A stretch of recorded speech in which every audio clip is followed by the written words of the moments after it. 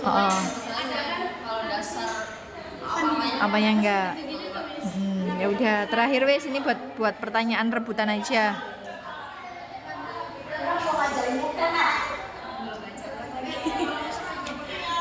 Di sini kan ada bentuk pelanggaran ya.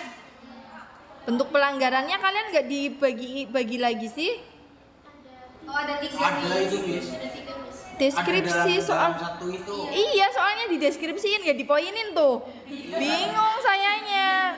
Jangan kan sulit. Saya bacanya puyeng padahal ini materi yang kalian pilih random itu kan dapatnya ini kan. Bagus, tapi saya artikelnya masih ada kesempatan sampai UAS diperbaiki. Dibikin per poin karena kan bentuk pelanggaran itu kan banyak. Kenapa jadi deskripsi paragraf kayak gini, saya puyeng. Oke, silahkan sebutkan bentuk pelanggaran konselor ke siapa aja, kemudian contohnya. Oke, ya yang Dwi, kamu bentuk pelanggaran konselor kepada siapa? Bentuk pelanggaran konselor itu ada menjadi tiga, Miss. Satu. Yang pertama itu terhadap konseli, terus terhadap organisasi dan terhadap teman sejawat. Oke. Atau teman rekan. Kamu sama Wisri ya, sini agak geser Wis. Ini kamu mau jelasin dan kasih contohnya pelanggaran kepada siapa? Oh, kepada konseli. Oke, silakan diskusi. Yang ini, yang kelompok satunya? Rekan sejawat. Oke. Silakan kelompoknya Dwi dulu. Ya. Gimana ya? Definisi dulu, kemudian contoh studi kasusnya apa? Oh, pelanggaran kepada konseli itu contohnya itu seperti kayak apa ya, yang dibikin video juga kayak contoh kayak misalnya merendahkan si konseli atau menyebarluaskan apa yang diucapkan oleh konseli, terus ada kayak mengajak berpacaran tindakan konseli. seksual kekerasan terhadap konselinya sendiri dan menyebarkan rahasia-rahasia konseli. Oke, bagus. Ini nih, ayo. Yang rekan sejawat, studi kasusnya pelanggarannya gimana? Kerjasama sesama konseling, terus Sifat arogan. Oke, Put. Tambahin Put, udah dipaksain datang lo harus bicara. Apa contohnya? Dibantu Mira sama Hani biar ini yang satu lagi pelanggaran kepada organisasi contohnya apa, tahu nggak? Pelanggaran terhadap organisasi itu di organisasi ada kayak seperti PO, peraturan-peraturan. Melanggar aturan, terus juga lebih mementingkan kepentingan sendiri daripada organisasinya. Terus menjelekkan nama baik organisasi sendiri. Kalau memanfaatkan nama organisasi untuk kepentingan pribadi, contohnya apa? Contoh kasusnya?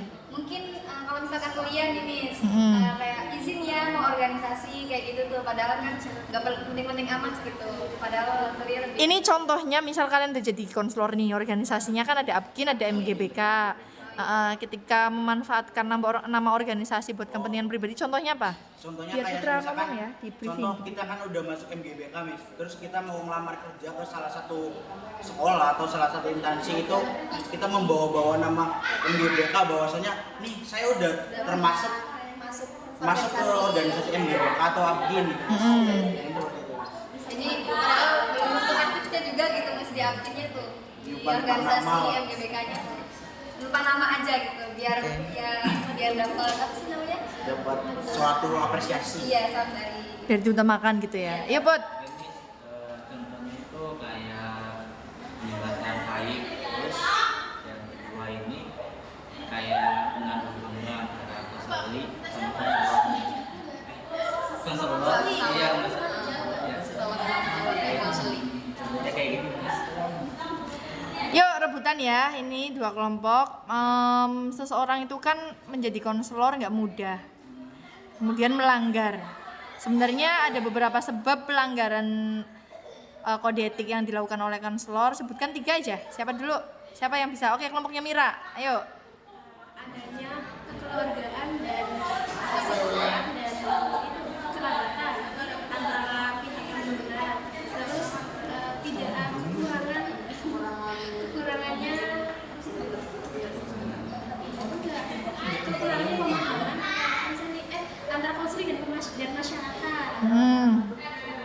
Masyarakat. Terus yang ketiga itu Apa sih kurangnya lembaga? tidak adanya Apa ya? Tidak adanya undang-undang yang memperkuat tidak adanya undang-undang yang memperkuat Nggak tahu caranya gue. para pelanggar lah. Iya, banget melanggar itu. Yang kelompoknya Dwi, urutan pemberian sanksi itu dari awal sampai akhir. Dari mulai Yo, jangan rebutan. Wisri sama Dwi dibagi. Aku 3 kamu 2 ya. Yang pertama itu memberikan teguran terlebih dahulu kepada pelanggar. Yang kedua itu memberi SP secara berkala, SP 1, 2 sampai 3. Terus yang ketiga itu dicabut keanggotaan hakimnya. Oke, lanjut, Wi. yang keempat itu ada pemecatan dari sekolah.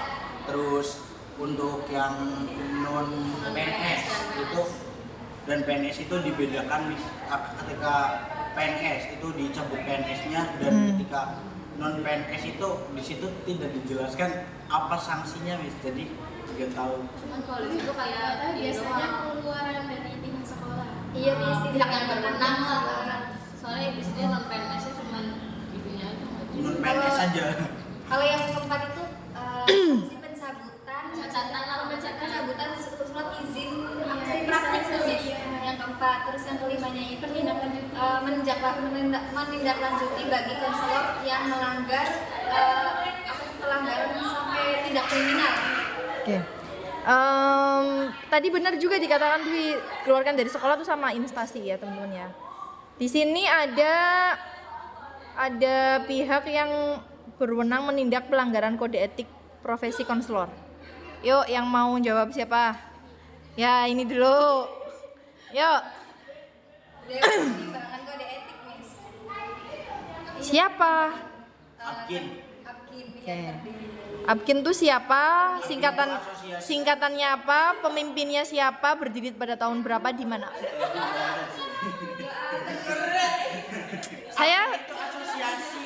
Saya udah pernah jelasin di awal. Asosiasi Bimbingan Konseling Indonesia. Karena kalian kan berhubungan dengan organisasi, itu harus tahu. Terus Tahun 2017 didirikan tahun 2017. Pendirinya ketuanya siapa? Ketuanya sekarang? ketuanya nggak tahu, kita tahunya ketua MPS, Miss. Oke, Apkin itu 1975, 17 Desember di Malang. Ketuanya Profesor Dr. Fahrozin, Muhammad Fahrozin MPD di UNY ya. Jadi kalau misalkan Apkin berdiri tahun berapa, seenggaknya tahu tahunnya. 75. 5, kok malah berantem? 5. Namanya Muhammad Fahrozin di Malang. Oke, iya. UNY. MGBK itu apa? Tugasnya ngapain dan manfaatnya apa? Siapa yang tahu? Itu singkatan dari musyawarah, bimbingan dan konseling. Itu tugasnya itu kan Bukan, izin, Miss. Mohon izin. Sebentar. Put, ayo Put, bicara Put. MGBK itu manfaatnya buat apa? Tugasnya tugasnya apa? Tugasnya apa? Belum tahu, Miss. Kayaknya. Apa tugasnya? Ah?